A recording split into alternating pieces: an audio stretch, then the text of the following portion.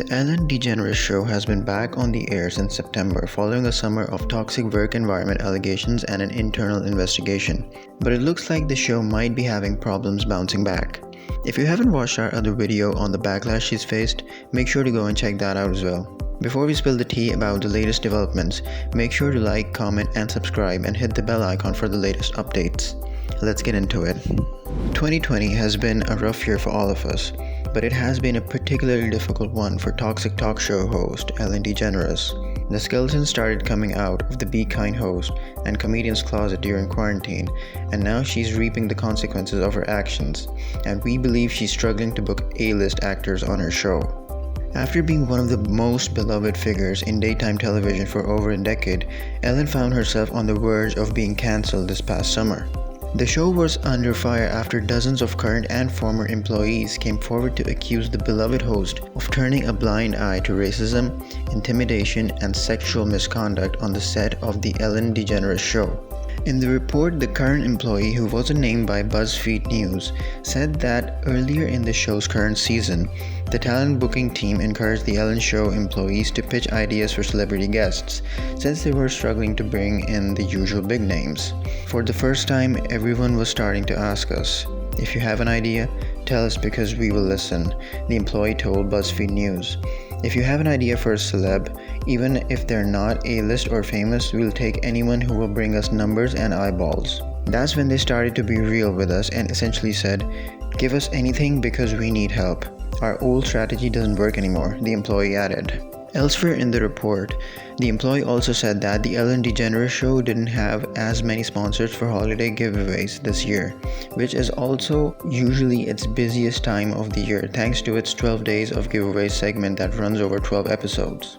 Making matters even worse for DeGeneres is the fact that the ratings of the Ellen DeGeneres Show have nosedived like crazy. The ratings for the show are down an astounding 37% from the previous season. While ratings for all daytime talk shows are down 19% this year, none have plummeted as much as the 30-time Emmy winners. It's becoming increasingly obvious that the toxic workplace may have damaged Ellen DeGeneres' brand beyond repair. Hollywood A-list stars who once lined up to appear on Ellen's show now want nothing to do with it. Her brand has been tarnished, and that can be seen as poison in Hollywood. Celebrity agents and PR reps don't want to see a toxic Ellen drag their clients down with her. Viewers have no interest in tuning in to watch a show hosted by a woman who ends every episode by telling people to be kind to one another, then acts nasty to people behind the scenes. Ellen had a good run, but it seems that her best days are likely behind her at this point. It's been a tough year for the talk show host, whose Be Kind mantra has been called into question in the past few months. Back in November, an employee for the show told BuzzFeed News that a recent round of layoffs at Warner Media wasn't entirely related to the pandemic. The unnamed employee said that brands were hesitant to work with the embattled host, and that this could have contributed to the layoffs at Ellen Digital Ventures, an extension of the Ellen DeGeneres Show. Brands we were approaching were uneasy about being sponsors for this season because our organization is not a Be Kind brand they thought it was, they said then. Earlier this year, former Ellen Show employee, including a producer and a DJ, also accused DeGeneres of acting rudely and creating a toxic environment on set.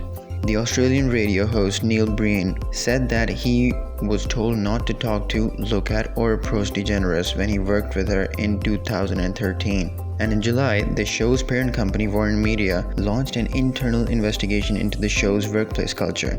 Variety reported that an employee relations group and a third-party firm would conduct the investigation, interviewing current and former employees about their time on set. DeGeneres addressed issues at her show in a letter to staff in late July. The host doubled down on her comments during the season premiere of The Ellen Show in September. "I learned that things happened here that never should have happened. I take that very seriously," DeGeneres said in her opening monologue for the season. "I want to say I am so sorry to the people who were affected. I know that I'm in a position of privilege and power. and I realize that with that comes responsibility," she continued. "And I take responsibility for what happens at my show." On Thursday, The Ellen Show announced that it would be shutting down production until January after DeGeneres revealed she had tested positive for COVID-19. So, that was all for today's video on Ellen. What do you guys think will happen to this show in the future? Let us know down in the comments. If you enjoyed the video, like it and share it with your friends. Subscribe if you haven't by now, and hit the bell icon so you don't miss any of our upcoming videos. See you guys in the next video.